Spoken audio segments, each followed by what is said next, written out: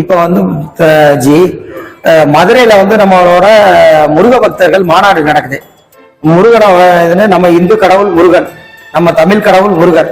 அவர் இப்ப இந்த மாநாட்டுக்கு நம்ம எவ்வளவு பேர் தமிழ்நாடு ஃபுல்லா போக போறோம், நம்ம எந்த அளவுக்கு சிறப்பித்து கொடுக்க போறோம், இறைவனோட அருளும் பக்தியும் எந்த அளவுக்கு மக்களுக்கு நம்ம எடுத்து கொண்டு போறோம், நம் சமுதாயத்தை இந்துக்கள் எவ்வளவு பேர் ஆர்வமா இருக்காங்க, எவ்வளவு வழி நடத்த போறோங்கிறத நீங்க எடுத்து சொல்லுங்க ஜி. ஜி இப்ப பாத்தீங்கன்னா ஆன்மீக பூமி நம்ம தமிழ்நாடு. ஆன்மீக பூமி தமிழ்நாட்டுல வந்து இன்னைக்கு எவ்வளவோ நம்ம முருகன் 6 படைகள் இருக்கு. 6 படை தமிழ் கடவுள் முதல் கடவுள் நம்ம முருகன், முருகப்பெருமாள். அவருக்கு ஒரு மாநாடு மதுரையில நடக்கும் போது மிக சிறப்பா அமைப்போகுது. இதுல என்னன்னா இந்து முன்னணி சார்பாக இதை நடத்துறாங்க.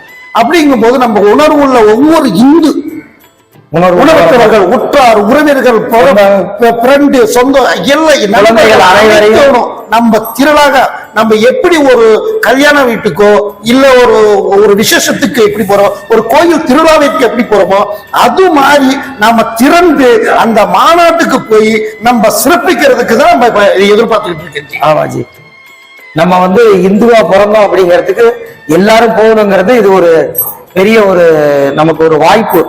நம்ம ஒரு இந்துவா பிறந்திருக்கோம் அப்படிங்கிறப்ப இந்த மாநாட்டுக்கு போறதுதான் நம்மளோட ஒரு பெரிய இதே சக்தியா அமைஞ்சிருக்கு. எவ்வளவு பேர்த்த கூட்டிட்டு போறோம்.